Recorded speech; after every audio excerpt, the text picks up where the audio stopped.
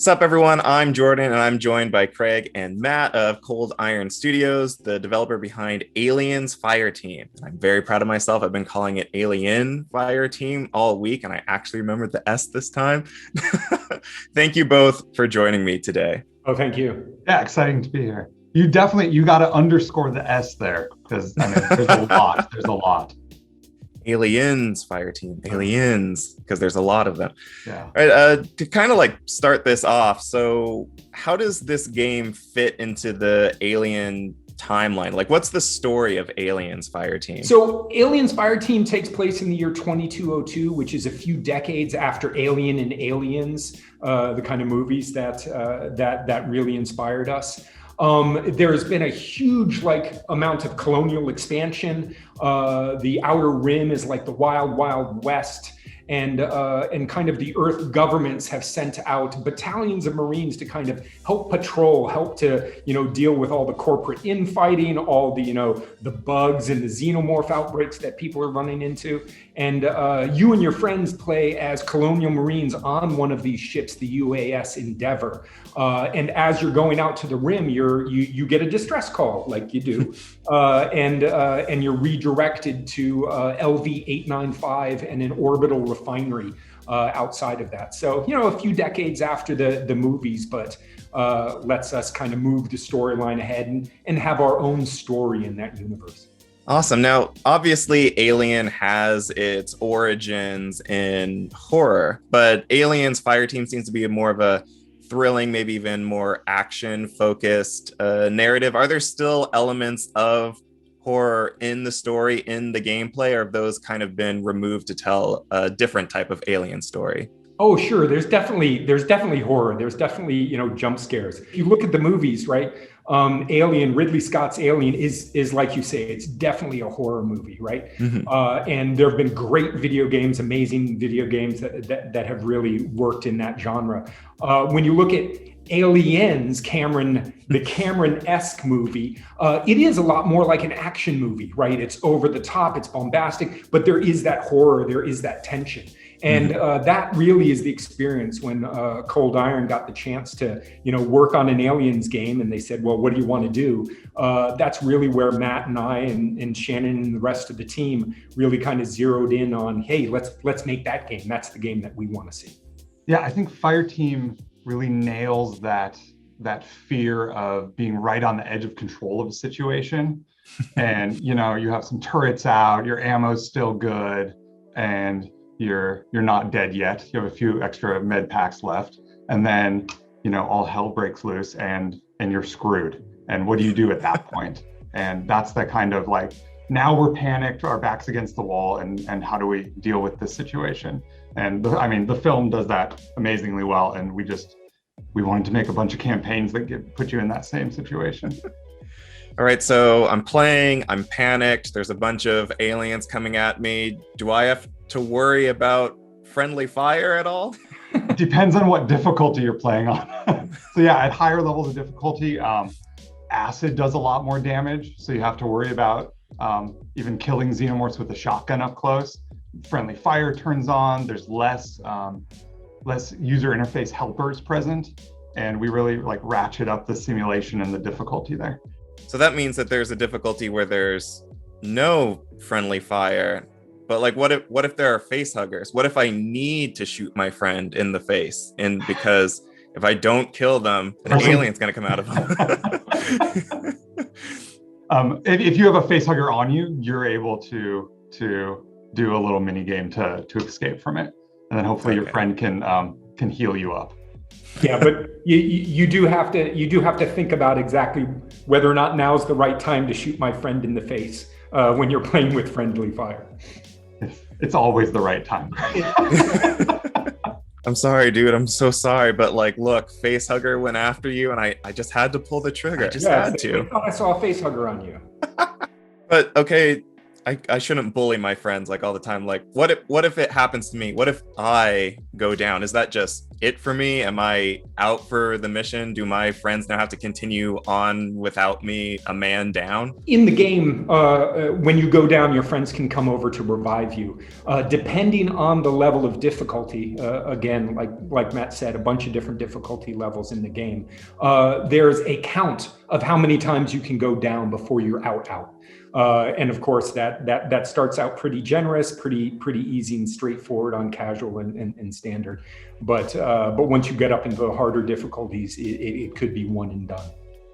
And we've seen some gameplay now of what it's like to fight against the aliens. It looks terrifying. They're overwhelming you. They're coming on the wall, the ceilings everywhere, coming from behind, I imagine, at certain points.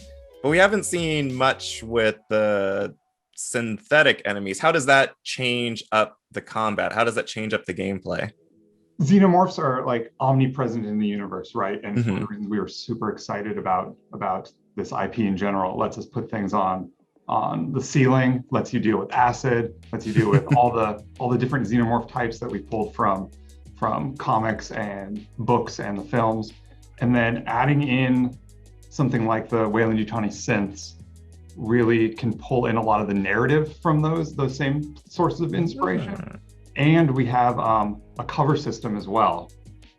So cover system allows you to get out of the way of ranged enemies like some of the xenomorphs, but definitely gun-wielding Weyland-Yutani synths.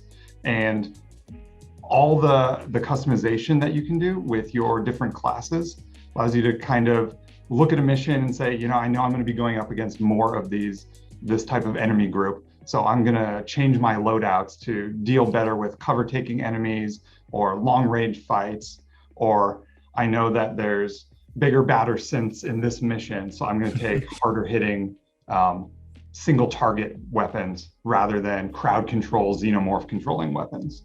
I was saying, obviously, after you've done a mission, you're like, okay, if I want to replay this mission again, I kind of have a general idea of the threats I'm going to face. But is there any system like ahead of time warning you? It's like, hey, by the way, you might be facing like these types of threats and enemies in the next mission that you haven't tried before, or players pretty much just going in blind the first time they tackle a campaign mission? We give some hints, but we want players to kind of be surprised, and we want players to be excited and have those moments of reveal within the game. So I think there are things that kind of point you in that direction, but yeah, there are a lot of moments where you're like, oh my God, what are we fighting now? What are we going against now?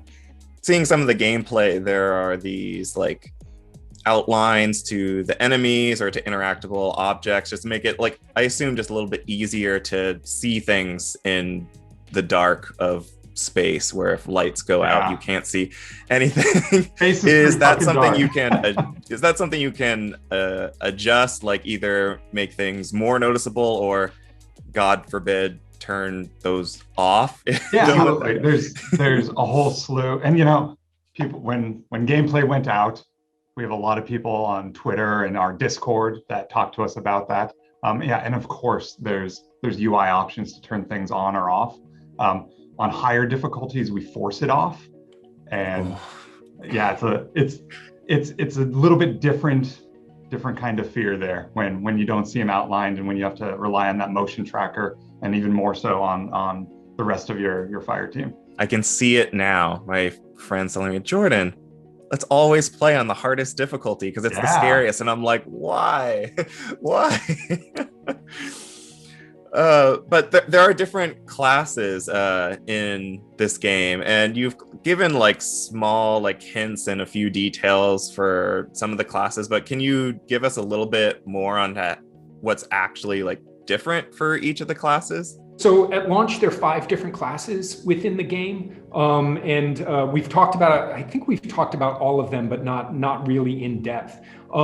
It's super important that if we're making a co-op game, you want to make a role-based co-op game. You want to make sure that each of your players, each of your characters have a different role that they can play in combat. So whether or not it's like the Demolisher, who has shoulder-mounted rockets and a big ground pound that like is great at clearing groups of enemies, whether or not you're playing the Technician, which is kind of a more of a crowd control, where it's kind of setting up these barriers and trying to make sure you're controlling the Xenos in the paths that they're coming at you, or whether or not you're playing the gunner, which is kind of a generalized role to kind of do damage across the board and really focus in on singleton enemies. So and there's Doc, who you can probably figure out what his role is, and Recon as well, which is another class that has some pretty cool abilities as well. There's a lot of breadth of customization within each one of those classes. Some of the people I play with, we all play technicians, right? You have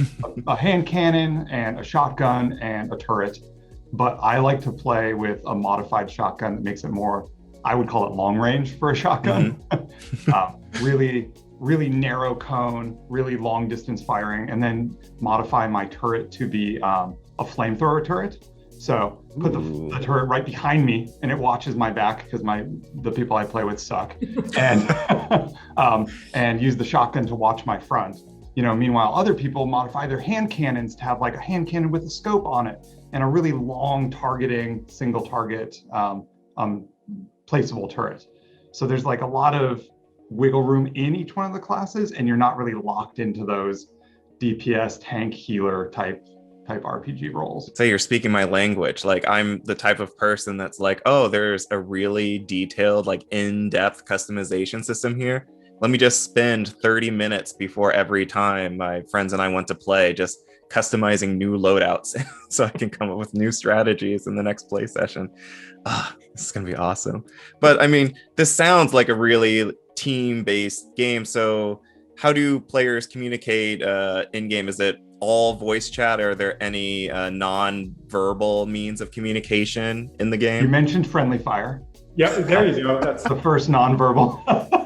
Obviously, we encourage people to get on voice chat. There's also a ping system where you can point out, hey, there's ammo over here, or you should target this enemy, or go this way. Also, emotes, obviously, are a big part. You got to be able to dance on the corpse of a warrior. Can I say help me? Because that's really what I need more than anything else. Yeah, if you spam the ping button when you're downed, that's all you say over and over again. Perfect. Get me up, get me up, get me up. I'm not sure if anyone's asked you this, but what is it like jumping into the gauntlet of making a video game in the Alien franchise? Because like, this is a video game like series that has had some pretty popular highs, but also like just some abysmal, awful lows. And so it's kind of like a little infamous in the community. It's like, oh, can people like make really good Aliens games? Like, what's it like to jump into that fray? When we approached or were offered to be able to make this game, I mean, we jumped on it immediately as huge fans of the movies, of the books, of everything. We just jumped on it and grabbed the opportunity. We're like, yes, we want to make this, we want to make that. And I think it set in afterwards the level of responsibility, the what has come before and what is expected of us. So I think really in the end, we're lucky enough as a studio to be able to work on something that we really want to play. And I think would be, if somebody else was making it, it would also be a game that we would really want to play. And so I think that has given us a really good benchmark for, okay, let's make it. Let's make sure that we're happy with it. Let's make sure that we're really excited with it. And we know that it's a high bar. We know that it's something that is like so dear to so many people, and it is to us too. So we kind of used ourselves as the benchmark. Yeah, I mean, as fans, we want to play a really, really good Aliens game as well, right? We wanted that experience of waking up in cryo sleep and gathering around with a bunch of your friends and getting your loadout together and getting on that drop ship with your elite fire team and going on missions on bug hunts, right? Mm-hmm. And there wasn't that experience out there. And we're like, well, let's make that experience, at least for us, very first. And then I think every Aliens fan out there, this is something that they've been missing and that they're going to get when we release. I was a little worried at first, the way that you started when it's like everyone kind of hopes that they wake from Cairo sleep. I'm like, is he going to go through the plot of Alien? Do people want to go through the plot of the original Alien? Because I sure don't. I do. It's one of those, you can see our office is nice and bright. There's like really orange, bright colors. We're in a really dark universe. So when we're all sitting here working, we need a lot of windows open and, sunlight and fun and laughter. So that was awesome. Thank you both again for joining me today. That's unfortunately all the time that we have. And for those of you who are watching, listening from home, stay safe out there. And for more on Aliens Fireteam and Play for All content, stay tuned to GameSpot.